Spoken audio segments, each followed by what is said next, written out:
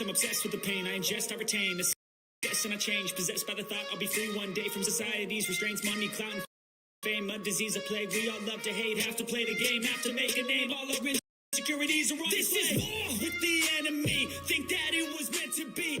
Living in a time where disease is on every screen. I won't let them fester me, I know most are festering. Negativity is a plague for the mentally weak. No mercy, all I got is working. Never stop searching, never quench the thirsty. I'm toxic and psychotic for this logic. You can't stop it, it's been chronic since I was a boy, so neurotic and chaotic. Lost with the webs I'm weaving, I could change the lost with all I'm achieving. Got my foot on gas, never stop competing. If you break like glass, then this life's gonna eat 'em. Make mistakes real fast, then you learn how to beat 'em. If you take off the cast, you can see all the healing. If the pain's in the past, move on from the grieving. Put your foot on the gas, no, never stop competing, yeah. I've been doing this, I'm on it. I just wanna be iconic. Sipping on a gin and tonic. Got me going off when I'm on this topic, yeah. If I ever play, I want it. You know that I'm always honest. Stay away from those who are toxic. Keep them out your face, no way, you don't want them, yeah. Don't try to drain my energy. The enemy is everything. It's mentally, unhealthily spreading like a rare disease. But I won't let it get to me. I don't need your therapy. I can leave a legacy of leading by intensity. Come on, we can fight this. Freedom is priceless. Spread just like a virus. Living in a crisis. Do you feel courageous? Do you see greatness? Trust me, you can take it. Go on and take your aim. Lost with the webs I'm weaving. I could change the past with all I'm achieving. Got my foot on gas, never stop competing. If you break like glass, then this life's gonna eat 'em. Make mistakes real fast, then you learn how to beat 'em. If you take off the gas, you can see all the healing. If the pain's in the past, move on from the grieving. Put your foot on the gas, no, no. I can leave a legacy of leading by intensity. Come on, we can fight.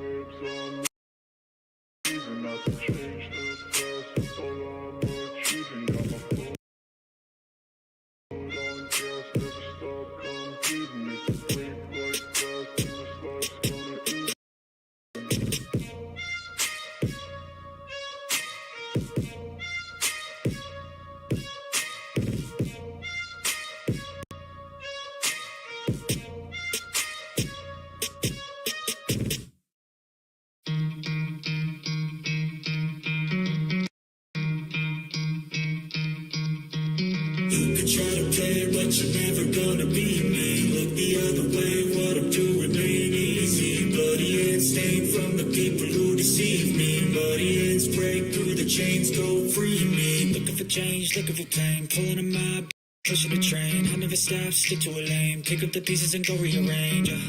I'll be the best above all the rest, put me to the test, yeah.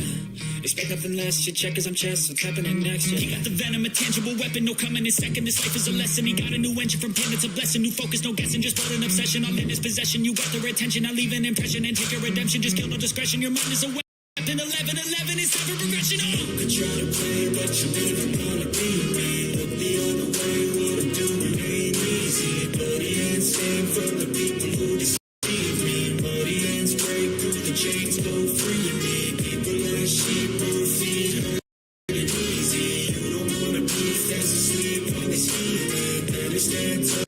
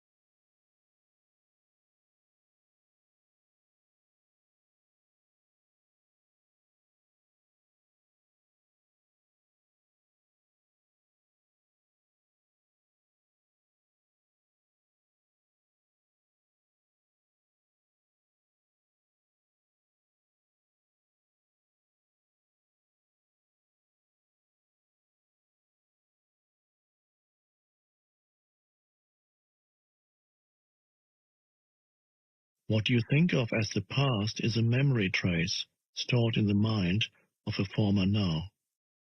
When you remember the past, you reactivate a memory trace, and you do so now. The future is an imagined now, a projection of the mind. When the future comes, it comes as the now. When you think about the future, you do it now.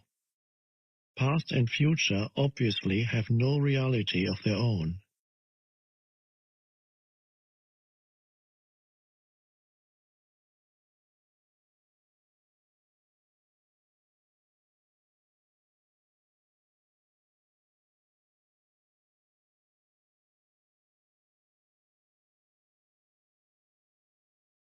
Just as the moon has no light of its own, but can only reflect the light of the sun, so are past and future only pale reflections of the light, power, and reality of the eternal present.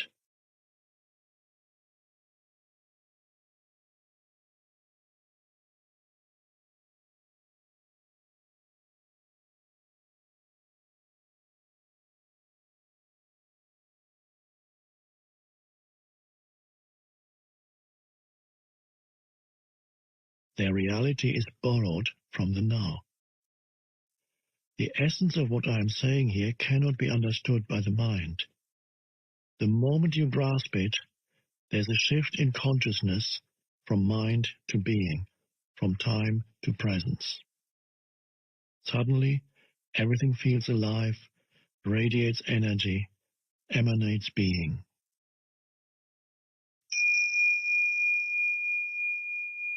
In life-threatening emergency situations, the shift in consciousness from time to presence sometimes happens naturally. The personality that has a past and a future momentarily recedes and is replaced by an intense conscious presence, very still but very alert at the same time. Whatever response is needed then arises out of that state of consciousness. The reason why some people love to engage in dangerous activities such as mountain climbing, car racing, and so on, although they may not be aware of it, is that it forces them into the now, that intensely alive state that is free of time, free of problems, free of thinking, free of the burden of the personality. Slipping away from the present moment even for a second may mean death. Unfortunately, they come to depend on a particular activity to be in that state. But you don't need to climb the north face of the Eiger. You can enter that state now.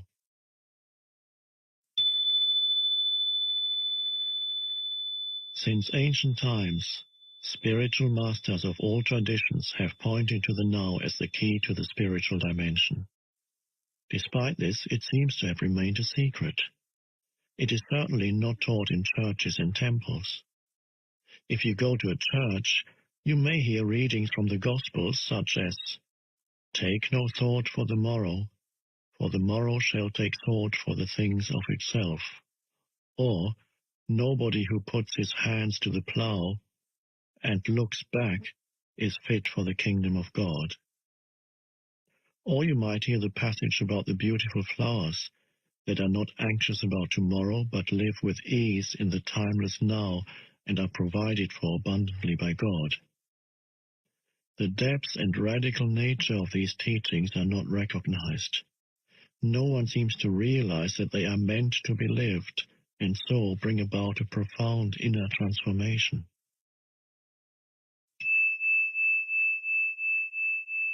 The whole essence of Zen consists in walking along the razor's edge of now. To be so utterly, so completely present that no problem, no suffering, nothing that is not who you are in your essence can survive in you. In the now, in the absence of time, all your problems dissolve. Suffering needs time. It cannot survive in the now. The great Zen master Rinzai, in order to take his students' attention away from time, would often raise his finger and slowly ask, "What at this moment is lacking?" A powerful question that does not require an answer on the level of the mind. It is designed to take your attention deeply into the now. A similar question in the Zen tradition is this: if not now, when?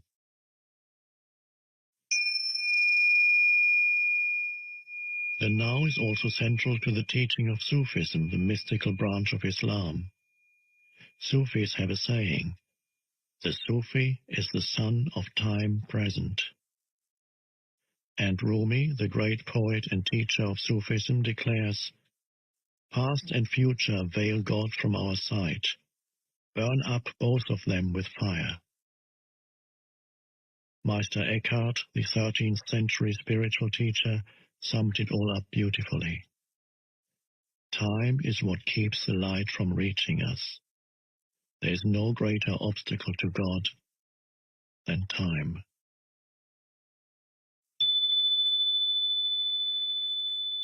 A moment ago, when you talked about the eternal present and the unreality of past and future, I found myself looking at that tree outside the window. I had looked at it a few times before, but this time it was different. The external perception had not changed much, except that the colors seemed brighter and more vibrant. But there was now an added dimension to it. It's hard to explain.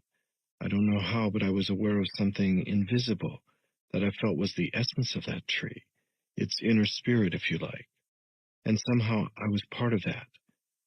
I realize now that I hadn't truly seen the tree before, just a flat and dead image of it. When I look at the tree now, some of that awareness is still present, but I can feel it slipping away. You see, the experience is already receding into the past. Can something like this ever be more than a fleeting glimpse? You were free of time for a moment. You moved into the now and therefore perceived the tree without the screen of mind. The awareness of being became part of your perception.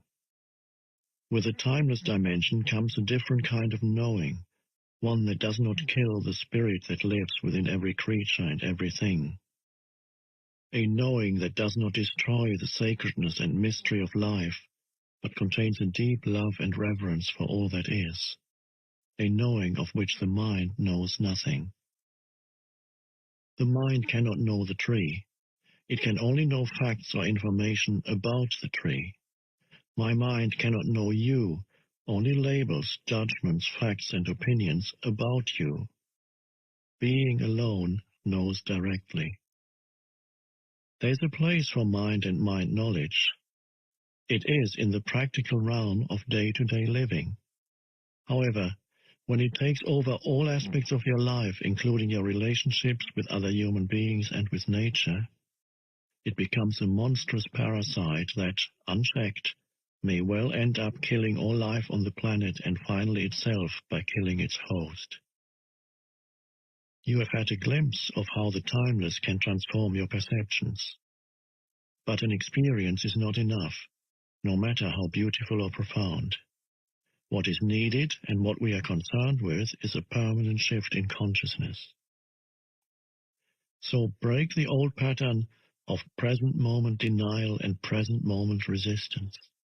Make it your practice to withdraw attention from past and future whenever they are not needed. Step out of the time dimension as much as possible in everyday life. If you find it hard to enter the now directly, start by observing the habitual tendency of your mind to want to escape from the now. You will observe that the future is usually imagined as either better or worse than the present. If the imagined future is better, it gives you hope or pleasurable anticipation. If it is worse, it creates anxiety. Both are illusory.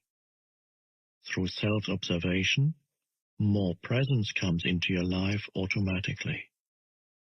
The moment you realize you are not present, you are present. Whenever you are able to observe your mind, you are no longer trapped in it.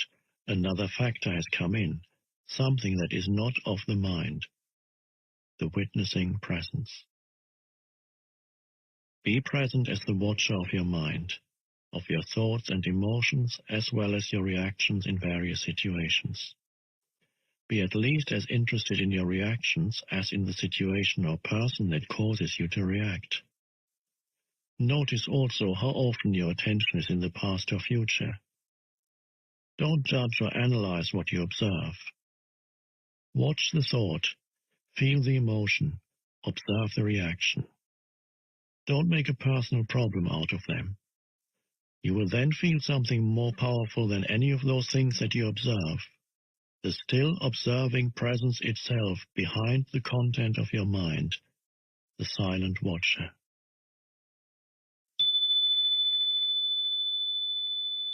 Intense presence is needed when certain situations trigger a reaction with a strong emotional charge, such as when your self-image is threatened, a challenge comes into your life that triggers fear, things go wrong, or an emotional complex from the past is brought up. In those instances, the tendency is for you to become unconscious. The reaction or emotion takes you over. You become it. You act it out. You justify, make wrong, attack, defend. Except that it isn't you. It's the reactive pattern, the mind in its habitual survival mode. Identification with the mind gives it more energy. Observation of the mind withdraws energy from it. Identification with the mind creates more time. Observation of the mind opens up the dimension of the timeless. The energy that is withdrawn from the mind turns into presence. Once you can feel what it means to be present, it becomes much easier to simply choose to step out of the time dimension whenever time is not needed for practical purposes and move more deeply into the now. This does not impair your ability to use time, past or future, when you need to refer to it for practical matters. Nor does it impair your ability to use your mind. In fact, it enhances it. When you do use your mind, it will be sharper, more focused. Learn to use time in the practical aspects of your life. We may call this clock time. But immediately return to present moment awareness when those practical matters have been dealt with. In this way, there will be no build-up of psychological time, which is identification with the past and continuous compulsive projection into the future. Clock time is not just making an appointment or planning a trip. It includes learning from the past so that we don't repeat the same mistakes over and over, setting goals and working towards them, predicting the future by means of patterns and laws, physical, mathematical, and so on, learned from the past, and taking appropriate action on the basis of our predictions. But even here, within the sphere of practical living, where we cannot do without reference to past and future, the present moment remains the essential factor. Any lesson from the past becomes relevant and is applied now. Any planning, as well as working towards achieving a particular goal, is done now.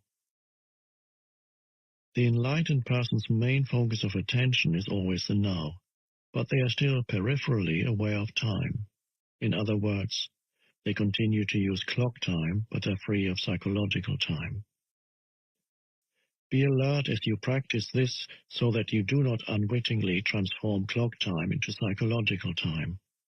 For example, if you made a mistake in the past and learn from it now, you are using clock time.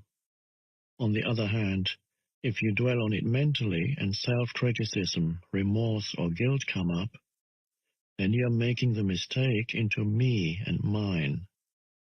You make it part of your sense of self, and it has become psychological time, which is always linked to a false sense of identity. Non-forgiveness necessarily implies a heavy burden of psychological time. If you set yourself a goal and work towards it, you're using clock time.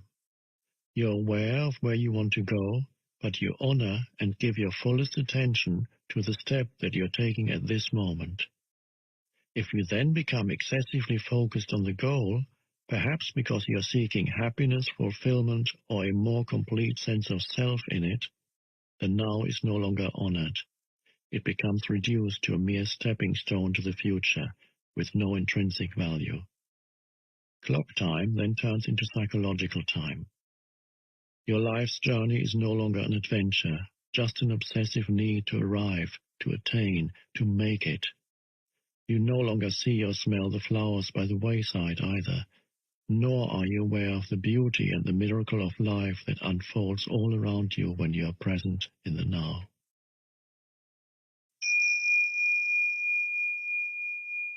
I can see the supreme importance of the now, but I can't quite go along with you when you say that time is a complete illusion. When I say time is an illusion, my intention is not to make a philosophical statement. I'm just reminding you of a simple fact, a fact so obvious that you may find it hard to grasp, and may even find it meaningless. But once fully realized, it can cut like a sword through all the mind-created layers of complexity and problems. Let me say it again. The present moment is all you ever have. There's never a time when your life is not this moment. Is this not a fact? You will not have any doubt that psychological time is a mental disease if you look at its collective manifestations. They occur, for example, in the form of ideologies such as communism, National Socialism, or any nationalism, or rigid religious belief systems, which operate under the implicit assumption that the highest good lies in the future, and that therefore the end justifies the means.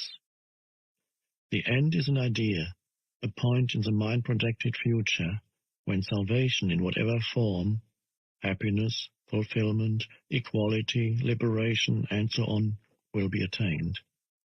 Not infrequently, the means of getting there are the enslavement, torture, and murder of people in the present.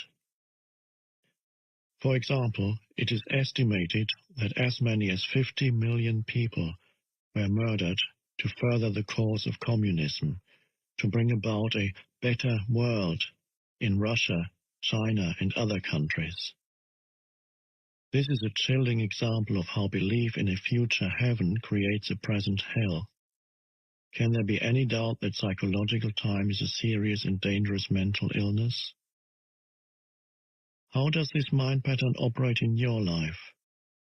Are you always trying to get somewhere other than where you are? Is most of your doing just a means to an end? Is fulfillment always just around the corner or confined to short-lived pleasures, such as sex, food, drink, drugs, or thrills and excitement? Are you always focused on becoming, achieving, entertaining, or alternatively chasing some new thrill or pleasure? Do you believe that if you acquire more things you will become more fulfilled, good enough, or psychologically complete?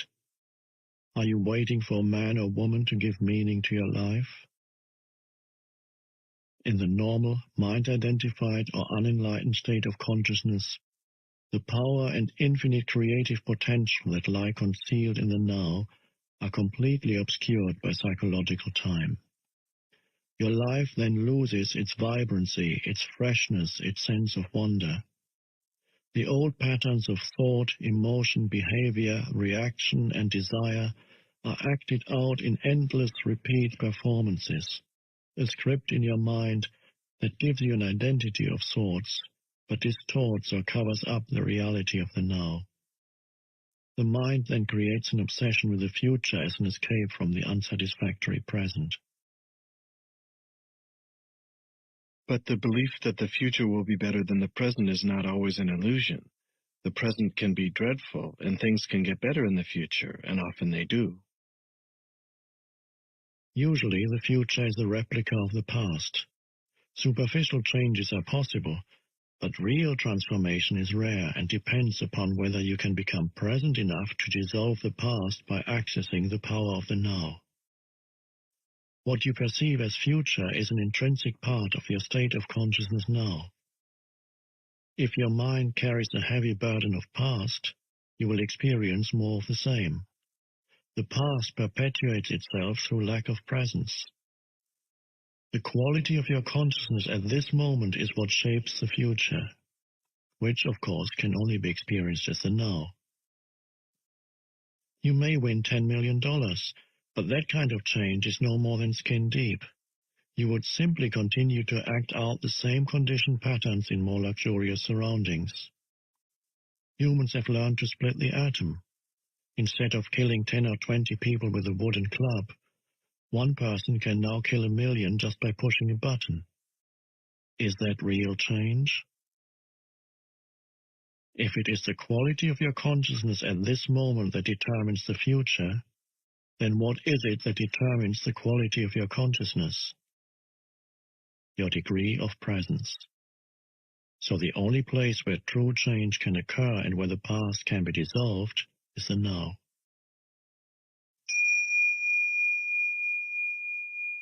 All negativity is caused by an accumulation of psychological time and denial of the present. Unease, anxiety, tension, stress, worry, all forms of fear are caused by too much future and not enough presence. Guilt, regret, resentment, grievances, sadness, bitterness, and all forms of non-forgiveness are caused by too much past and not enough presence. Most people find it difficult to believe that a state of consciousness totally free of all negativity is possible. And yet this is the liberated state to which all spiritual teachings point. It is the promise of salvation, not in an illusory future, but right here and now. You may find it hard to recognize that time is the cause of your suffering or your problems. You believe that they are caused by specific situations in your life. And seen from a conventional viewpoint, this is true. But until you have dealt with the basic problem-making dysfunction of the mind, its attachment to past and future and denial of the now, problems are actually interchangeable. If all your problems or perceived causes of suffering or unhappiness were miraculously removed for you today, but you had not become more present, more conscious, you would soon find yourself with a similar set of problems or causes of suffering, like a shadow that follows you wherever you go.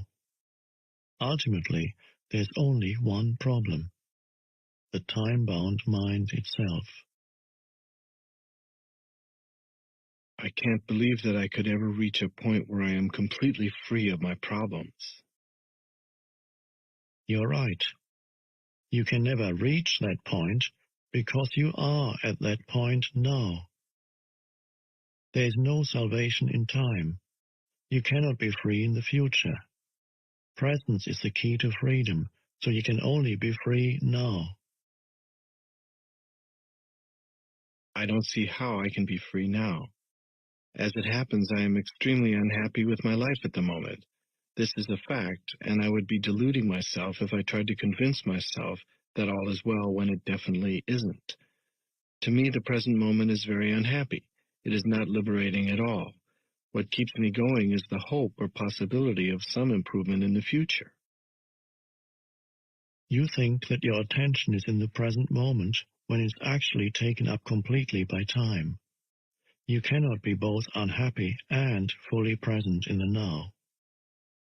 What you refer to as your life should more accurately be called your life situation. It is psychological time, past and future. Certain things in the past didn't go the way you wanted them to go. You're still resisting what happened in the past, and now you're resisting what is.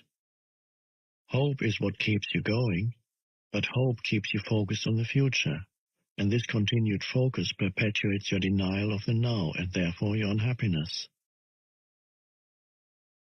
It's true that my present life situation is the result of things that happened in the past, but it is still my present situation, and being stuck in it is what makes me unhappy.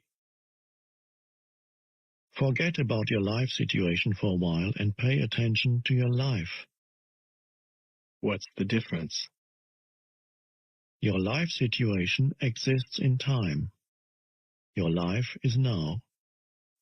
Your life situation is mind stuff.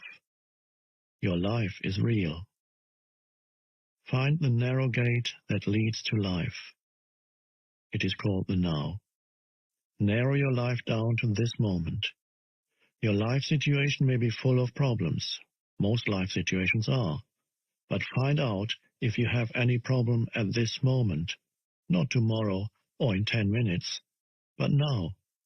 Do you have a problem now? When you are full of problems, there's no room for anything new to enter, no room for a solution. So whenever you can, make some room, create some space, so that you can find the life underneath your life situation. Use your senses fully. Be where you are. Look around. Just look. Don't interpret. See the light, shapes, colors, textures. Be aware of the silent presence of each thing. Be aware of the space that allows everything to be. Listen to the sounds. Don't judge them. Listen to the silence underneath the sounds. Touch something, anything, and feel and acknowledge its being. Observe the rhythm of your breathing. Feel the air flowing in and out. Feel the life energy inside your body. Allow everything to be within and without. Allow the isness of all things. Move deeply into the now. You are leaving behind the deadening world of mental abstraction, of time. You are getting out of the insane mind that is draining you of life energy, just as it is slowly poisoning and destroying the earth. You are awakening out of the dream of time into the present.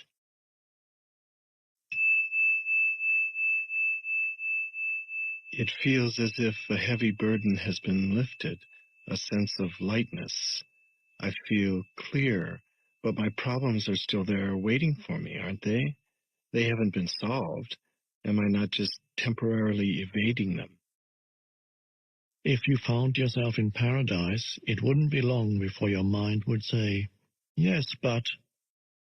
Ultimately, this is not about solving your problems. It's about realizing that there are no problems, only situations to be dealt with now, or to be left alone and accepted as part of the isness of the present moment until they change or can be dealt with. Problems are mind-made and need time to survive. They cannot survive in the actuality of the now. Focus your attention on the now and tell me what problem you have at this moment.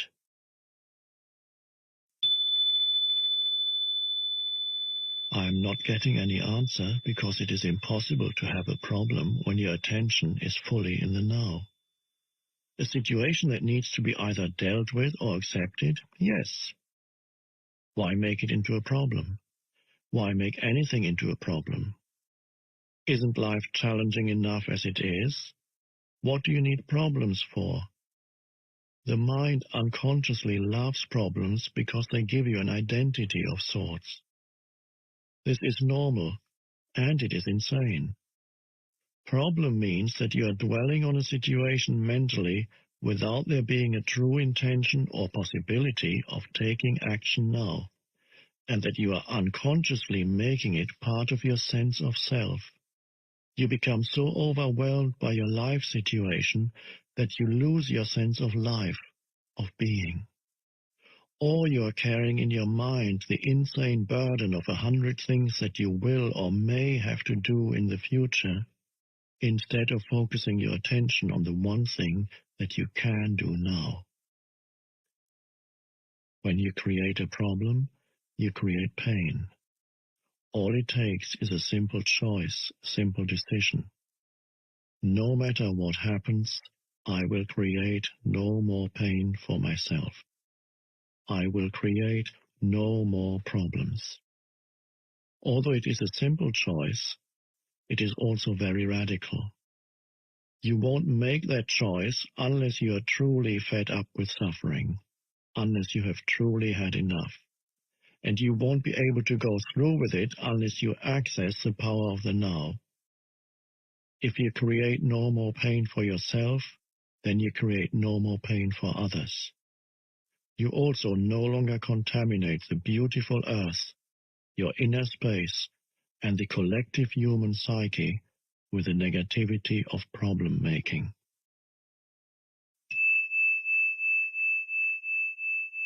If you have ever been in a life or death emergency situation, you will know that it wasn't a problem.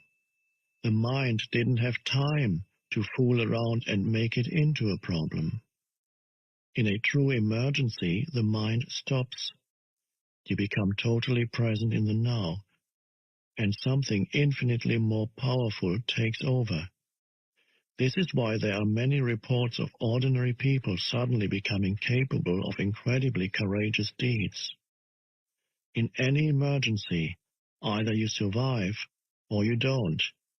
Either way, it is not a problem. Some people get angry when they hear me say that problems are illusions. I am threatening to take away their sense of who they are. They have invested much time in a false sense of self. For many years, they have unconsciously defined their whole identity in terms of their problems or their suffering. Who would they be without it? A great deal of what people say, think, or do is actually motivated by fear, which of course is always linked with having your focus on the future and being out of touch with the now. As there are no problems in the now, there is no fear either.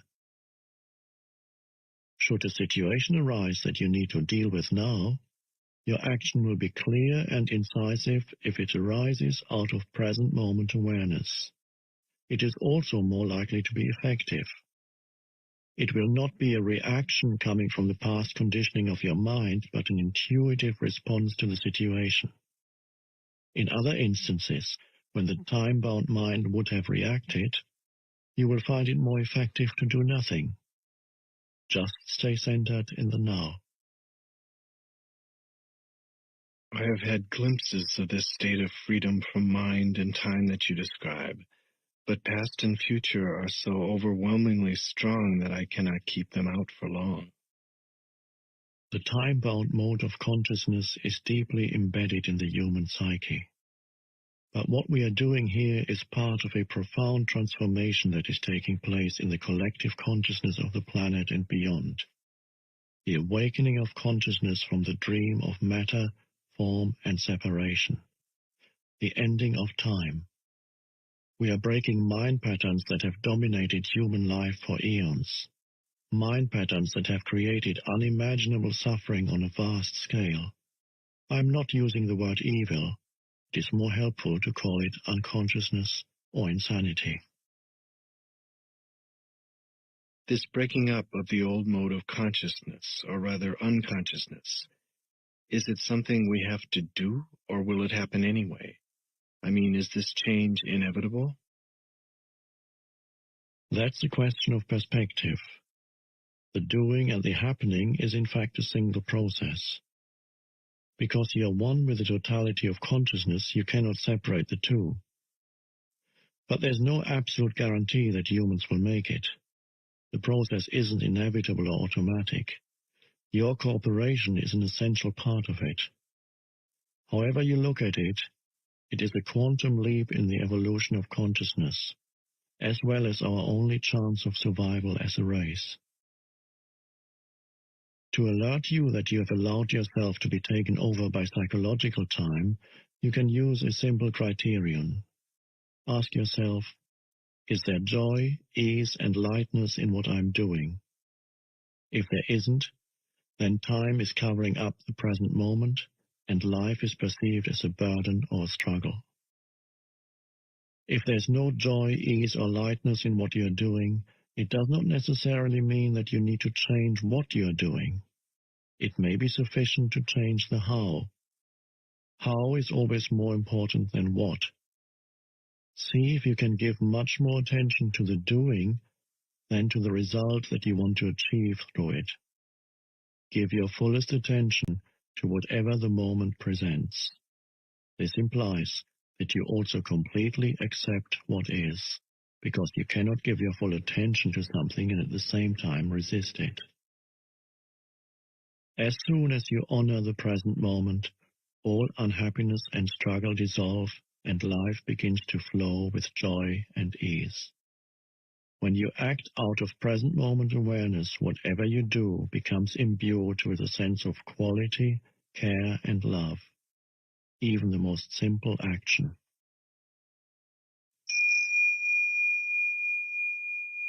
So do not be concerned with the fruit of your action.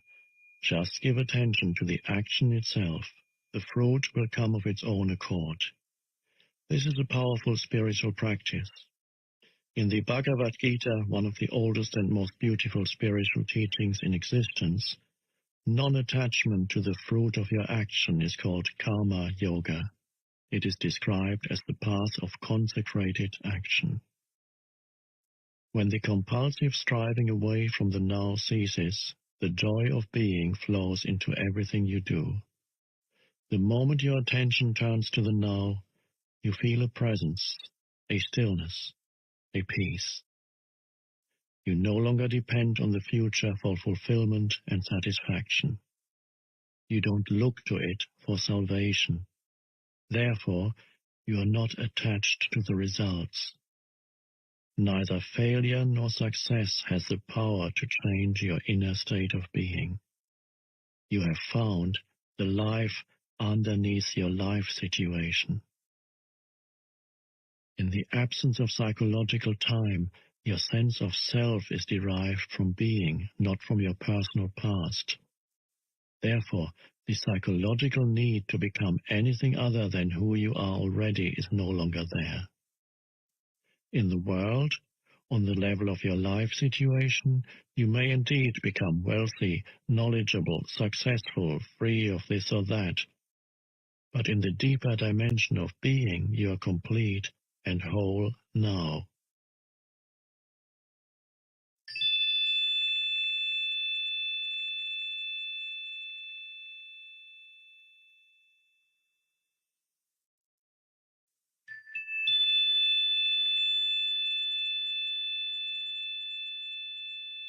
In that state of wholeness, would we still be able or willing to pursue external goals?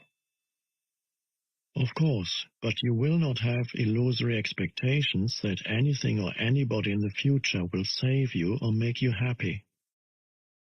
As far as your life situation is concerned, there may be things to be attained or acquired. That's the world of form, of gain and loss. Yet on a deeper level, you're already complete. And when you realize that, there's a playful, joyous energy behind what you do. Being free of psychological time, you no longer pursue your goals with grim determination, driven by fear, anger, discontent, or the need to become someone. Nor will you remain inactive through fear of failure, which to the ego is loss of self. When your deeper sense of self is derived from being, when you are free of becoming as a psychological need, neither your happiness nor your sense of self depends on the outcome, and so there's freedom from fear. You don't seek permanency where it cannot be found, in the world of form, of gain and loss, birth and death. You don't demand that situations, conditions, places or people should make you happy, and then suffer when they don't live up to your expectations. Everything is honored, but nothing matters. Forms are born and die, yet you are aware of the eternal underneath the forms. You know that nothing real can be threatened. When this is your state of being, how can you not succeed? You have succeeded already.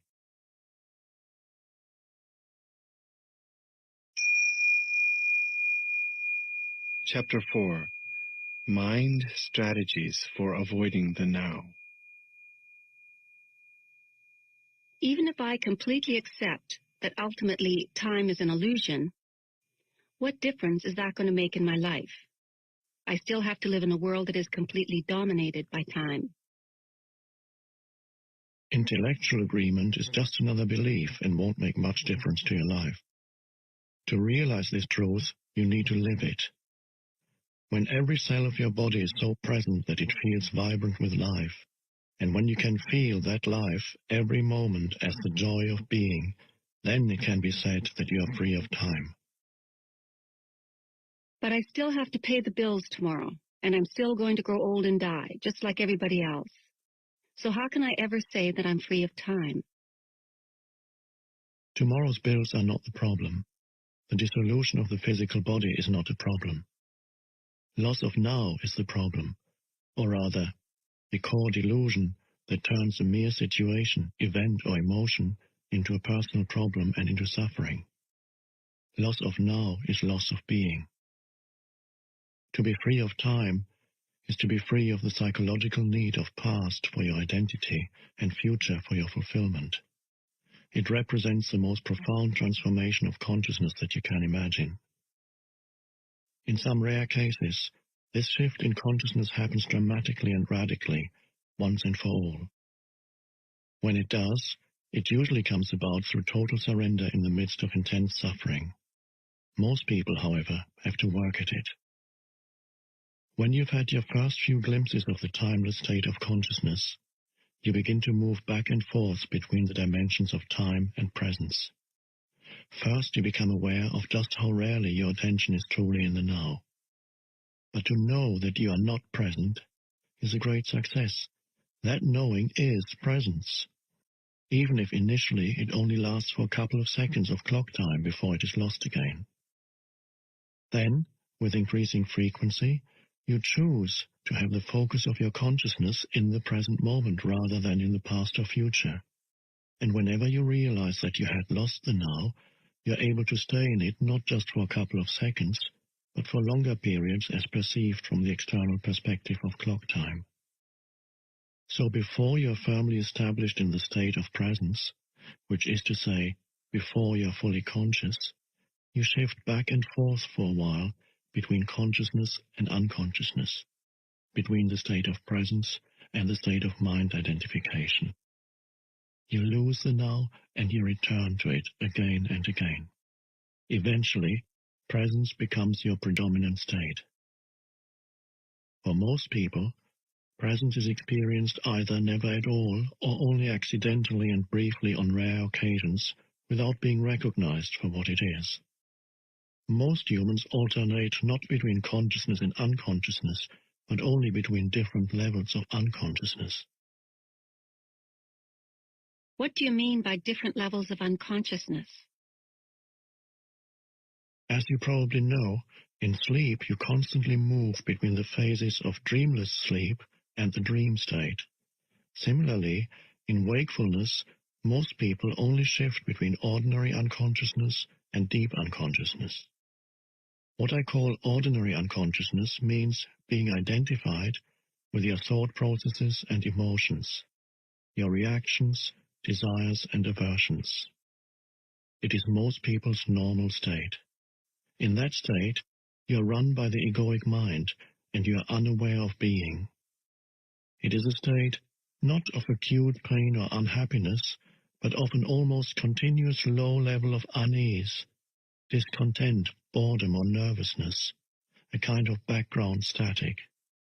You may not realize this because it is so much part of normal living, just as you are not aware of a continuous low background noise, such as the hum of an air conditioner, until it stops. When it suddenly does stop, there's a sense of relief. Many people use alcohol, drugs, sex, food, work, television, or even shopping as anesthetics in an unconscious attempt to remove the basic unease. When this happens, an activity that might be very enjoyable if used in moderation becomes imbued with a compulsive or addictive quality, and all that is ever achieved through it is extremely short-lived symptom relief. The unease of ordinary unconsciousness turns into the pain of deep unconsciousness, a state of more acute and more obvious suffering or unhappiness, when things go wrong, when the ego is threatened, or there's a major challenge, threat, or loss, real or imagined, in your life situation, or conflict in a relationship. It is an intensified version of ordinary unconsciousness, different from it, not in kind, but in degree. In ordinary unconsciousness, habitual resistance to or denial of what is creates the unease and discontent that most people accept as normal living. When this resistance becomes intensified through some challenge or threat to the ego, it brings up intense negativity, such as anger, acute fear, aggression, depression, and so on. Deep unconsciousness often means that the pain body has been triggered and that you have become identified with it. Physical violence would be impossible without deep unconsciousness. It can also occur easily whenever and wherever a crowd of people or even an entire nation generates a negative collective energy field. The best indicator of your level of consciousness is how you deal with life's challenges when they come. Through those challenges, an already unconscious person tends to become more deeply unconscious, and a conscious person more intensely conscious. You can use a challenge to awaken you, or you can allow it to pull you into even deeper sleep. The dream of ordinary unconsciousness then turns into a nightmare. If you cannot be present even in normal circumstances, such as when you are sitting alone in a room, walking in the woods, or listening to someone, then you certainly won't be able to stay conscious when something goes wrong, or you're faced with difficult people or situations, with loss or the threat of loss. You will be taken over by a reaction, which ultimately is always some form of fear, and pulled into deep unconsciousness. Those challenges are your tests. Only the way in which you deal with them will show you and others where you are at as far as your state of consciousness is concerned, not how long you can sit with your eyes closed or what visions you see. So it is essential to bring more consciousness into your life in ordinary situations when everything is going relatively smoothly. In this way, you grow in presence power. It generates an energy field in you and around you of a high vibrational frequency. No unconsciousness, no negativity, no discord or violence can enter that field and survive, just as darkness cannot survive in the presence of light. When you learn to be the witness of your thoughts and emotions, which is an essential part of being present, you may be surprised when you first become aware of the background static of ordinary unconsciousness and realize how rarely, if ever, you are truly at ease within yourself. On the level of your thinking, you will find a great deal of resistance in the form of judgment, discontent, and mental projection away from the now. On the emotional level, there will be an undercurrent of unease, tension, boredom, or nervousness. Both are aspects of the mind in its habitual resistance mode. Carl Jung tells in one of his books of a conversation he had with a Native American chief, who pointed out to him that in his perception, most white people have tense faces, staring eyes, and a cruel demeanor. He said, "They are always seeking something. What are they seeking? The whites always want something. They are always uneasy and restless. We don't know what they want. We think they are mad." The undercurrent of constant unease started long before the rise of Western industrial civilization, of course. But in Western civilization, which now covers almost the entire globe, including most of the East, it manifests in an unprecedentedly acute form. It was already there at the time of Jesus, and it was there 600 years before that, at the time of Buddha, and long before that. "Why are you always anxious?" Jesus asked his disciples. "Can anxious thought add a single day to your life?" And the Buddha taught that the root of suffering is to be found in our constant wanting and craving. Resistance to the now as a collective dysfunction is intrinsically connected to loss of awareness of being and forms the basis of our dehumanized industrial civilization. Freud, by the way, also recognized the existence of this undercurrent of unease and wrote about it in his book Civilization and Its Discontents. But he did not recognize the true root of the unease and failed to realize that freedom from it is possible. This collective dysfunction has created a very unhappy and extraordinarily violent civilization that has become a threat not only to itself, but also to all life on the planet. So how can we be free of this affliction? Make it conscious. Observe the many ways in which unease, discontent, and tension arise within you through unnecessary judgment, resistance to what is, and denial of the now. Anything unconscious dissolves when you shine the light of consciousness on it.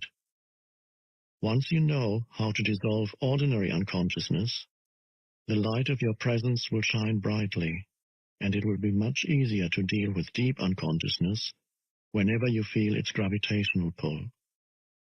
However, ordinary unconsciousness may not be easy to detect initially because it is so normal. Make it a habit to monitor your mental-emotional state through self-observation. Am I at ease at this moment? Is a good question to ask yourself frequently.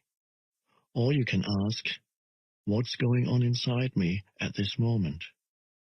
Be at least as interested in what goes on inside you as what happens outside. If you get the inside right, the outside will fall into place. Primary reality is within, secondary reality without. But don't answer these questions immediately. Direct your attention inward. Have a look inside yourself. What kind of thoughts is your mind producing? What do you feel? Direct your attention into the body. Is there any tension? Once you detect that there's a low level of unease, the background static, see in what way you're avoiding, resisting, or denying life, by denying the now. There are many ways in which people unconsciously resist the present moment. I will give you a few examples.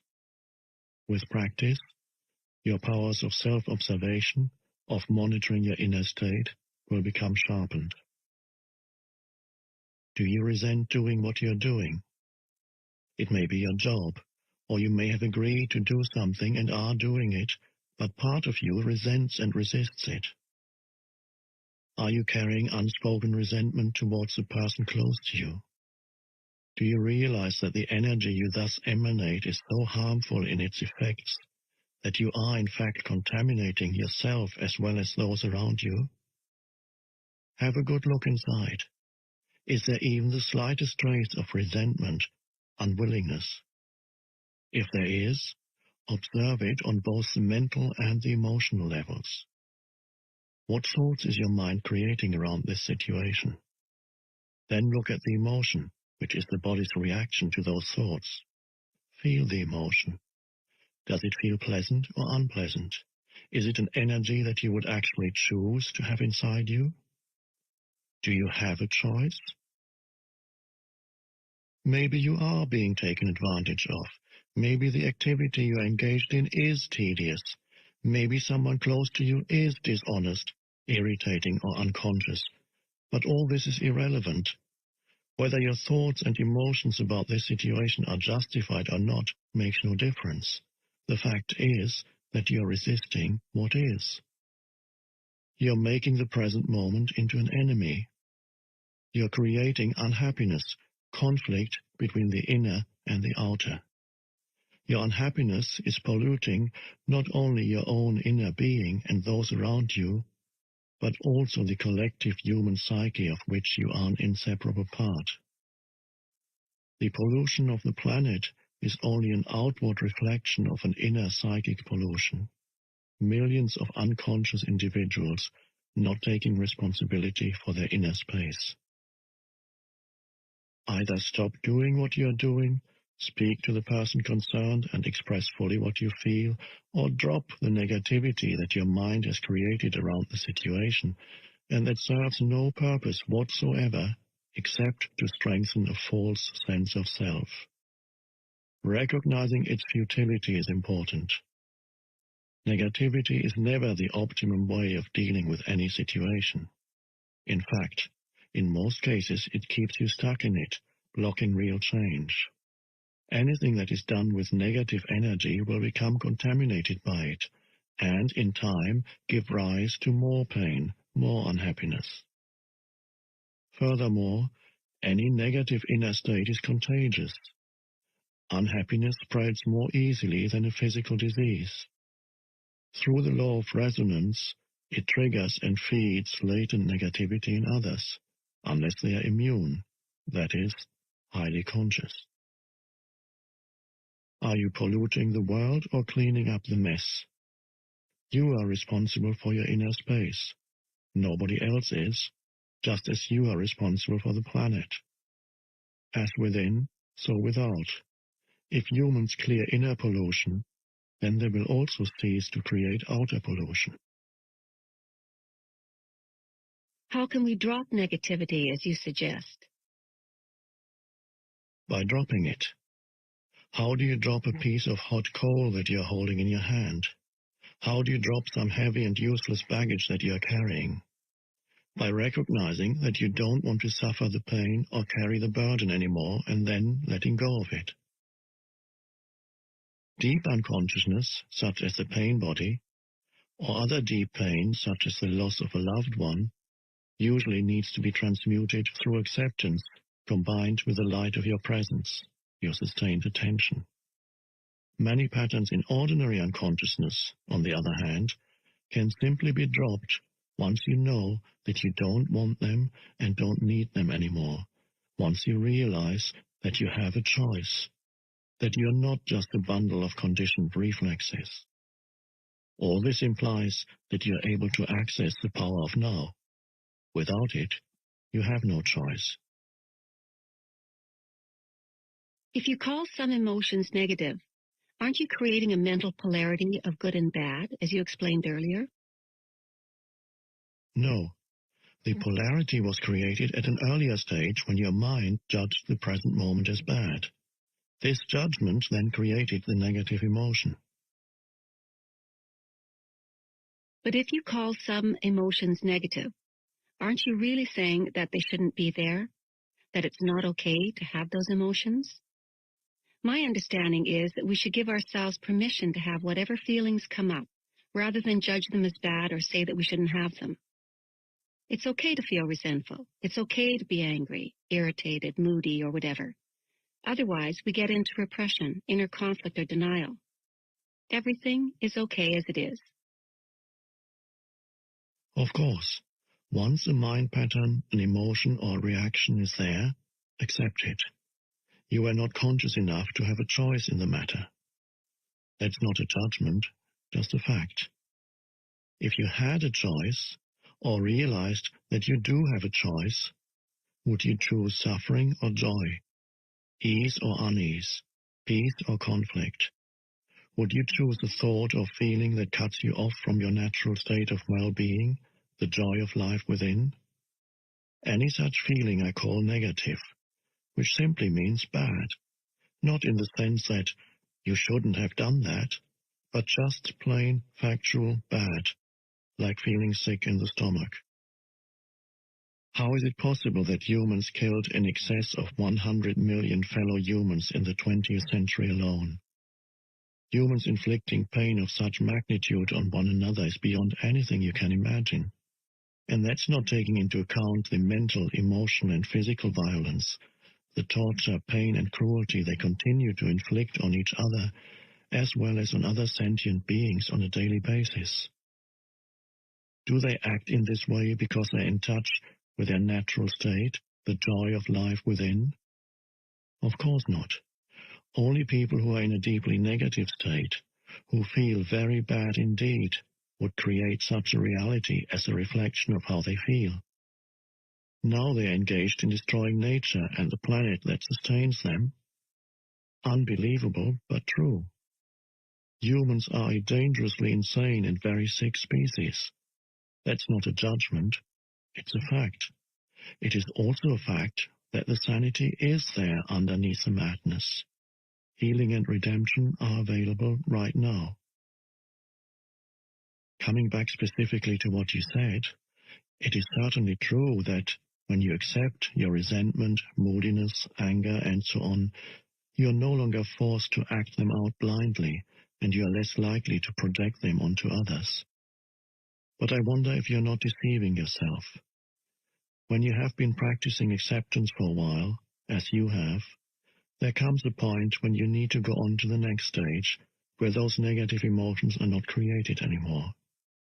If you don't, your acceptance just becomes a mental label that allows your ego to continue to indulge in unhappiness and so strengthen its sense of separation from other people, your surroundings, your here and now. As you know, separation is the basis for the ego's sense of identity. True acceptance would transmute those feelings at once. And if you really knew deeply that everything is okay, as you put it, and which of course is true, then would you have those negative feelings in the first place? Without judgment, without resistance to what is, they would not arise. You have an idea in your mind that everything is okay, but deep down you don't really believe it, and so the old mental-emotional patterns of resistance are still in place. That's what makes you feel bad. That's okay too. Are you defending your right to be unconscious, your right to suffer? Don't worry, nobody's going to take that away from you. Once you realize that a certain kind of food makes you sick, would you carry on eating that food and keep asserting that it is okay to be sick? Can you give me some more examples of ordinary unconsciousness? See if you can catch yourself complaining, in either speech or thought, about a situation you find yourself in, what other people do or say, your surroundings, your life situation, even the weather. To complain is always non-acceptance of what is. It invariably carries an unconscious negative charge. When you complain, you make yourself into a victim. When you speak out, you are in your power. So change the situation by taking action or by speaking out if necessary or possible. Leave the situation or accept it. All else is madness. Ordinary unconsciousness is always linked in some way with denial of the now. The now, of course, also implies the here. Are you resisting your here and now? Some people would always rather be somewhere else. Their here is never good enough. Through self-observation, find out if that is the case in your life. Wherever you are, be there totally. If you find your here and now intolerable, and it makes you unhappy, you have three options. Remove yourself from the situation, change it, or accept it totally. If you want to take responsibility for your life, you must choose one of those three options, and you must choose now. Then accept the consequences. No excuses, no negativity, no psychic pollution. Keep your inner space clear. If you take any action, leaving or changing your situation, drop the negativity first, if at all possible. Action arising out of insight into what is required is more effective than action arising out of negativity. Any action is often better than no action, especially if you have been stuck in an unhappy situation for a long time. If it is a mistake, at least you learn something, in which case it's no longer a mistake. If you remain stuck, you learn nothing. Is fear preventing you from taking action? Acknowledge the fear, watch it, take your attention into it, be fully present with it. Doing so cuts the link between the fear and your thinking. Don't let the fear rise up into your mind. Use the power of the now. Fear cannot prevail against it. If there's truly nothing that you can do to change your here and now, and you can't remove yourself from the situation, then accept your here and now totally by dropping all inner resistance. The false, unhappy self that loves feeling miserable, resentful, or sorry for itself can then no longer survive. This is called surrender. Surrender is not weakness. There's great strength in it. Only a surrendered person has spiritual power. Through surrender, you will be free internally of the situation. You may then find that the situation changes without any effort on your part. In any case, you're free. Or is there something that you should be doing but are not doing it? Get up and do it now. Alternatively, completely accept your inactivity, laziness, or passivity at this moment, if that is your choice. Go into it fully. Enjoy it. Be as lazy or inactive as you can. If you go into it fully and consciously, you will soon come out of it. Or maybe you won't. Either way, there's no inner conflict, no resistance, no negativity. Are you stressed? Are you so busy getting to the future that the present is reduced to a means of getting there? Stress is caused by being here, but wanting to be there, or being in the present, but wanting to be in the future. It's a split that tears you apart inside. To create and live with such an inner split is insane. The fact that everyone else is doing it doesn't make it any less insane. If you have to, you can move fast, work fast, or even run, without projecting yourself into the future and without resisting the present. As you move, work, run, do it totally. Enjoy the flow of energy, the high energy of that moment. Now you are no longer stressed, no longer splitting yourself in two, just moving, running, working, and enjoying it. Or you can drop the whole thing and sit on a park bench. But when you do, watch your mind. It may say, "You should be working. You're wasting time." Observe the mind. Smile at it. Does the past take up a great deal of your attention? Do you frequently talk and think about it, either positively or negatively? The great things that you have achieved, your adventures or experiences, or your victim story and the dreadful things that were done to you, or maybe what you did to someone else? Are your thought processes creating guilt, pride, resentment, anger, regret, or self-pity? Then you are not only reinforcing a false sense of self, but are also helping to accelerate your body's aging process by creating an accumulation of past in your psyche. Verify this for yourself by observing those around you who have a strong tendency to hold on to the past. Die to the past every moment. You don't need it. Only refer to it when it is absolutely relevant to the present. Feel the power of this moment and the fullness of being. Feel your presence.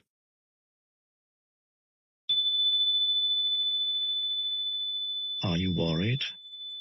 Do you have many what-if thoughts? You are identified with your mind, which is projecting itself into an imaginary future situation and creating fear. There's no way that you can cope with such a situation because it doesn't exist. It's a mental phantom. You can stop this health and life-corroding insanity simply by acknowledging the present moment. Become aware of your breathing. Feel the air flowing in and out of your body. Feel your inner energy field.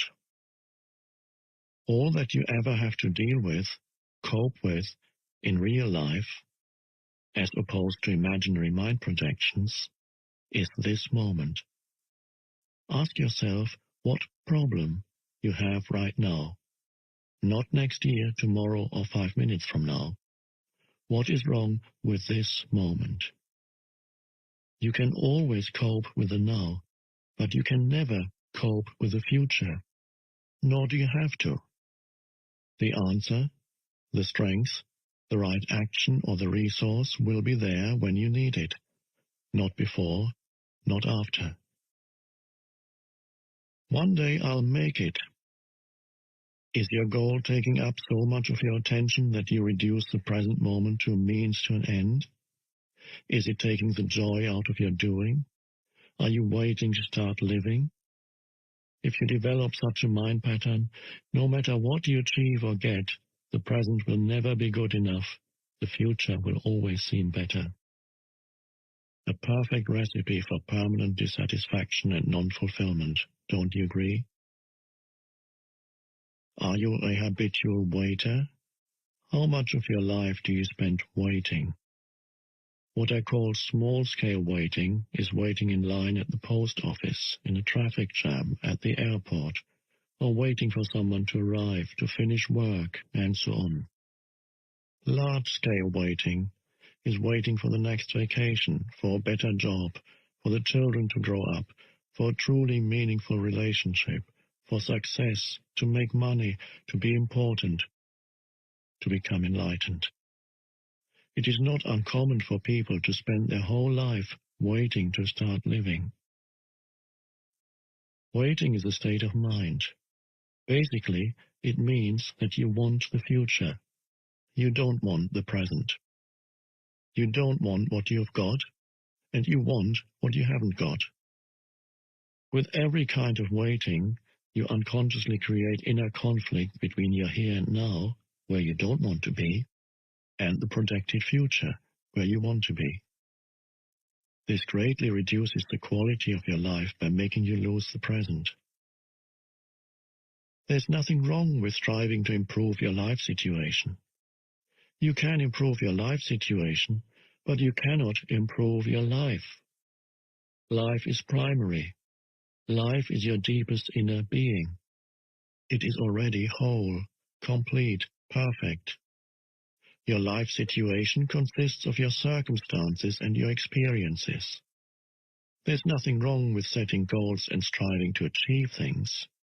The mistake lies in using it as a substitute for the feeling of life, for being. The only point of access for that is the now. You are then like an architect who pays no attention to the foundation of a building, but spends a lot of time working on the superstructure.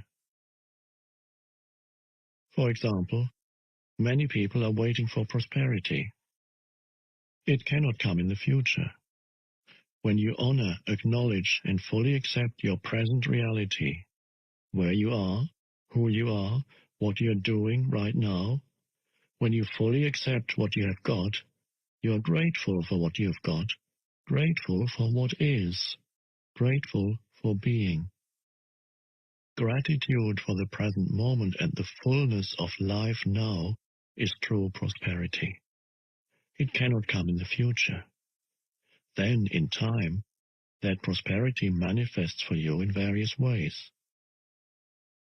If you are dissatisfied with what you've got, or even frustrated or angry about your present lack, that may motivate you to become rich. But even if you do make millions, you will continue to experience the inner condition of lack. And deep down, you will continue to feel unfulfilled. You may have many exciting experiences that money can buy, but they will come and go, and always leave you with an empty feeling and the need for further physical or psychological gratification. You won't abide in being, and so feel the fullness of life now that alone is true prosperity. So give up waiting as a state of mind. When you catch yourself slipping into waiting, snap out of it. Come into the present moment. Just be and enjoy being. If you are present, there's never any need for you to wait for anything. So next time somebody says, "Sorry to have kept you waiting," you can reply, "That's all right, I wasn't waiting. I was just standing here enjoying myself." Enjoy in myself.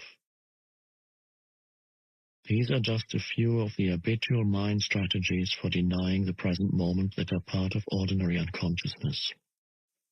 They are easy to overlook because they are so much a part of normal living, the background static of perpetual discontent. But the more you practice monitoring your inner mental-emotional state, the easier it will be to know when you've been trapped in past or future, which is to say, unconscious, and to awaken out of the dream of time into the present. But beware, the false unhappy self, based on mind identification, lives on time. It knows that the present moment is its own death, and so it feels very threatened by it. It will do all it can to take you out of it. It will try to keep you trapped in time. I can see the truth of what you are saying, but I still think that we must have purpose in our life's journey. Otherwise, we just drift. And purpose means future, doesn't it? How do we reconcile that with living in the present? When you're on a journey, it is certainly helpful to know where you're going, or at least the general direction in which you're moving. But don't forget, the only thing that is ultimately real about your journey is the step that you're taking at this moment. That's all there ever is. Your life's journey has an outer purpose and an inner purpose. The outer purpose is to arrive at your goal or destination, to accomplish what you set out to do, to achieve this or that, which of course implies future. But if your destination, or the steps you're going to take in the future, take up so much of your attention that they become more important to you than the step you're taking now, then you completely miss the journey's inner purpose, which has nothing to do with where you are going or what you are doing, but everything to do with how. It has nothing to do with future, but everything to do with the quality of your consciousness at this moment. The outer purpose belongs to the horizontal dimension of space and time. The inner purpose concerns a deepening of your being in the vertical dimension of the timeless now. Your outer journey may contain 1,000,000 steps. Your inner journey only has one, the step you're taking right now. As you become more deeply aware of this one step, you realize that it already contains within itself all the other steps as well as the destination. This one step then becomes transformed into an expression of perfection, an act of great beauty and quality. It will have taken you into being, and the light of being will shine through it. This is both the purpose and the fulfillment of your inner journey, the journey into yourself.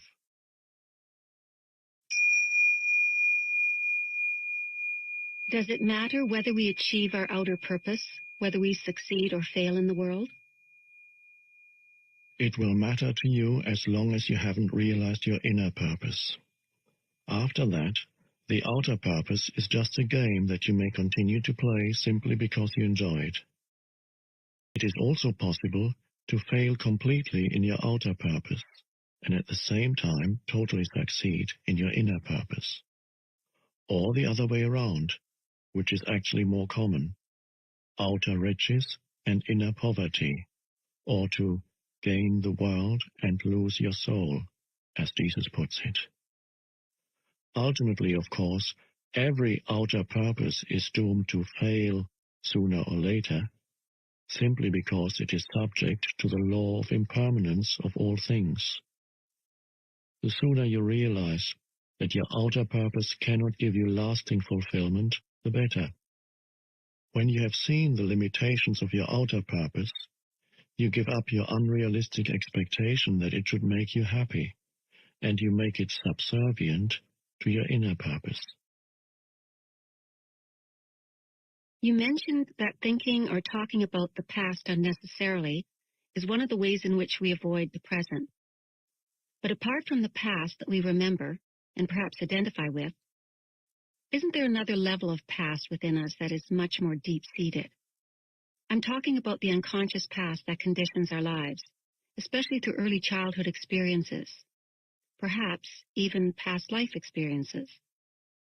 And then there is our cultural conditioning, which has to do with where we live geographically and the historic time period in which we live, All these things determine how we see the world, how we react, what we think, what kind of relationships we have, how we live our lives. How could we ever become conscious of all that or get rid of it? How long would that take? And even if we did, what would there be left?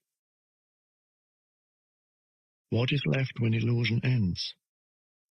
There's no need to investigate the unconscious past in you except as it manifests at this moment as a thought, an emotion, a desire, a reaction, or an external event that happens to you. Whatever you need to know about the unconscious past in you, the challenges of the present will bring it out. If you delve into the past, it will become a bottomless pit. There's always more. You may think that you need more time to understand the past or become free of it. In other words, that the future will eventually free you of the past. This is a delusion. Only the present can free you of the past. More time cannot free you of time. Access the power of now. That is the key. What is the power of now? None other than the power of your presence, your consciousness liberated from thought forms. So, deal with the past on the level of the present. The more attention you give to the past, the more you energize it, and the more likely you are to make a self out of it. Don't misunderstand. Attention is essential, but not to the past as past. Give attention to the present. Give attention to your behavior, to your reactions, moods, thoughts, emotions, fears, and desires as they occur in the present. There's the past in you. If you can be present enough to watch all those things, not critically or analytically, but non-judgmentally, then you are dealing with the past and dissolving it through the power of your presence. You cannot find yourself by going into the past. You find yourself by coming into the present. Isn't it helpful to understand the past and so understand why we do certain things, react in certain ways, or why we unconsciously create our particular kind of drama, patterns in relationships, and so on? As you become more conscious of your present reality, you may suddenly get certain insights as to why your conditioning functions in those particular ways. For example, why your relationships follow certain patterns, and you may remember things that happened in the past or see them more clearly. That is fine and can be helpful, but it is not essential. What is essential is your conscious presence. That dissolves the past. That is the transformative agent. So don't seek to understand the past, but be as present as you can. The past cannot survive in your presence. It can only survive in your absence.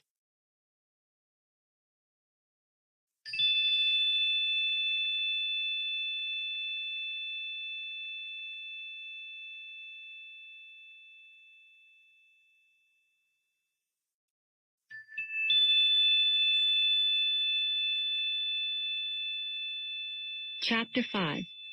The State of Presence. You keep talking about the state of presence as the key. I think I understand it intellectually, but I don't know if I have ever truly experienced it. I wonder, is it what I think it is, or is it something entirely different? It's not what you think it is. You can't think about presence, and the mind can't understand it. Understanding presence is being present. Try a little experiment. Close your eyes and say to yourself, I wonder what my next thought is going to be. Then become very alert and wait for the next thought. Be like a cat watching a mouse hole. What thought is going to come out of the mouse hole? Try it now.